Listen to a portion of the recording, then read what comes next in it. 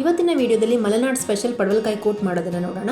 ನಾನಿಲ್ಲಿ 2 ಪಡವಲಕಾಯಿನ ಚೆನ್ನಾಗಿ ತೊಳೆದು ಕಟ್ ಮಾಡಿ ಇಟ್ಕೊಂಡಿದ್ದೀನಿ. ಹಾಗೆ ಅರ್ಧ ಕಪ್ ಅಷ್ಟು ಹೆಸರುಬೇಳೆನ ತೊಳೆದ್ಬಿಟ್ಟು ಅರ್ಧ ಗಂಟೆ ನೆನೆಸಿಟ್ಕೊಂಡಿದ್ದೀನಿ. ಈಗ ಅದನ್ನೆಲ್ಲ ಕುಕ್ಕರ್ಗೆ ಹಾಕ್ಕೊಳ್ತಾ ಇದ್ದೀನಿ. 1/4 ಚಮಚದಷ್ಟು ಅರಿಶಿನ, 1 ಚಮಚ ಎಣ್ಣೆ ಹಾಕ್ಕೊಂಡ್ಬಿಟ್ಟು 3 ವಿಜಿಲ್ ಇದನ್ನು ಬರೆಸ್ಕೊಳ್ಳೋಣ. ಬೇಳೆ ಬೆಂದ ಮೇಲೆ ಸ್ವಲ್ಪ ಮ್ಯಾಶ್ ಮಾಡಿ ಇಟ್ಕೊಂಡಿರಿ. ಈಗ ಮಸಾಲ ರೆಡಿ ಮಾಡ್ಕೊಳ್ಳೋಣ. ಒಂದು ಮಿಕ್ಸರ್ ಜಾರ್ನಲ್ಲಿ ಅರ್ಧ ಕಪ್ ಅಷ್ಟು ತೆಂಗಿನ ತುರಿ ಹಾಕ್ಕೊಳ್ತಾ ಇದ್ದೀನಿ. 4 ರಿಂದ 5 ಹಸಿಮೆಣಸು, ನಿಮಗೆ ಖಾರಕ್ಕೆ ಬೇಕಾದಷ್ಟು ನೋಡಿಕೊಂಡು ಹಾಕ್ಕೊಳ್ಳಿ. 1 ಟೇಬಲ್ ಸ್ಪೂನ್ ಅಷ್ಟು ಜೀರಿಗೆ, ಹಾಗೆ ಸ್ವಲ್ಪ ಪೆಪ್ಪರ್ ಪೌಡರ್ನ ಹಾಕ್ಕೊಳ್ತಾ ಇದ್ದೀನಿ. ನೀವು ಬೇಕಿದ್ರೆ ಕಾಳು ಮೆಣಸನ್ನ ಡೈರೆಕ್ಟಾಗಿ ಹಾಕ್ಕೊಳ್ಬೋದು. ಇದಕ್ಕೆ ಸ್ವಲ್ಪ ನೀರು ಹಾಕ್ಕೊಂಡ್ಬಿಟ್ಟು ಸ್ಮೂತಾಗಿ ಗ್ರೈಂಡ್ ಮಾಡ್ಕೊಳ್ಳೋಣ. ನಂತರ ಇದಕ್ಕೆ ಒಂದು ದೊಡ್ಡ ಲಿಂಬೆ ಗಾತ್ರದಷ್ಟು ಹುಣಸೆ ಹಣ್ಣನ್ನು ಹಾಕ್ಕೊಂಡ್ಬಿಟ್ಟು ಗ್ರೈಂಡ್ ಮಾಡ್ಕೊಳ್ತಾ ಇದ್ದೀನಿ. ಈಗ ಇದನ್ನು ಪಕ್ಕಕ್ಕೆ ಇಟ್ಕೊಳ್ಳೋಣ. ಈಗ ಒಂದು ಪಾತ್ರೆನ ಬಿಸಿ ಮಾಡಲಿಕ್ಕೆ ಇಟ್ಕೊಂಡಿದ್ದೀನಿ. ಇದಕ್ಕೆ 3 ರಿಂದ 4 ಟೇಬಲ್ ಸ್ಪೂನ್ ಅಷ್ಟು ಎಣ್ಣೆ ಹಾಕ್ಕೊಳ್ತಾ ಇದ್ದೀನಿ. ಎಣ್ಣೆ ಚೆನ್ನಾಗಿ ಕಾದ ನಂತರ 1 ಟೀ ಸ್ಪೂನ್ ಸಾಸಿವೆ, 1 ಟೀ ಸ್ಪೂನ್ ಅಷ್ಟು ಉದ್ದಿನಬೇಳೆ, 1 ಬ್ಯಾಡಗಿ ಮೆಣಸಿನಕಾಯಿನ ಕಟ್ ಮಾಡಿ ಹಾಕ್ಕೊಳ್ತಾ ಇದ್ದೀನಿ. ಹಾಗೆ ಸ್ವಲ್ಪ ಕರಿಬೇವನ್ನ ಹಾಕ್ಕೊಂಡ್ಬಿಟ್ಟು ಫ್ರೈ ಮಾಡ್ಕೊಳ್ಳೋಣ.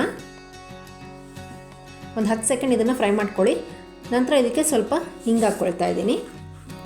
ಹಿಂಗೆ ಹಾಕ್ಕೊಳ್ಳೋದ್ರಿಂದ ಒಳ್ಳೆ ಪರಿಮಳ ಕೂಡ ಬರುತ್ತೆ. ನಂತರ ಇದಕ್ಕೆ ಕಟ್ ಮಾಡ್ಕೊಂಡಿರುವಂತಹ ಪಡವಲಕಾಯಿನ ಹಾಕ್ಕೊಳ್ತಾ ಇದ್ದೀನಿ. ಪಡವಲಕಾಯಿನ ಒಂದು 3 ರಿಂದ 4 ನಿಮಿಷ ಎಣ್ಣೆಲ್ಲೇ ಫ್ರೈ ಮಾಡ್ಕೊಳ್ಳಿ. ನಂತರ ಇದಕ್ಕೆ ರುಚಿಗೆ ತಕ್ಕಷ್ಟು ಉಪ್ಪನ್ನ ಹಾಕ್ಕೊಳ್ತಾ ಇದ್ದೀನಿ.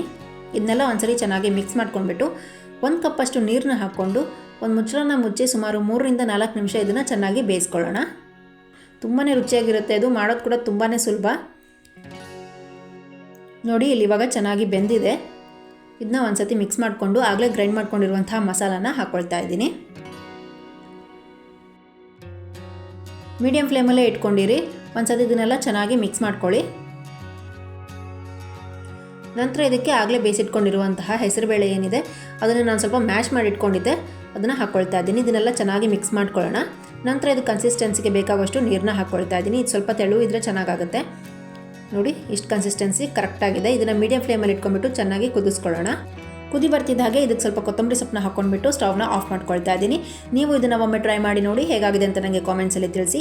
ನಿಮಗೆ ವಿಡಿಯೋ ಇಷ್ಟ ಆಗಿದ್ರೆ ಲೈಕ್, ಶೇರ್, ಕಾಮೆಂಟ್ ಮಾಡೋದನ್ನು ಮರಿಬೇಡಿ. Thank you.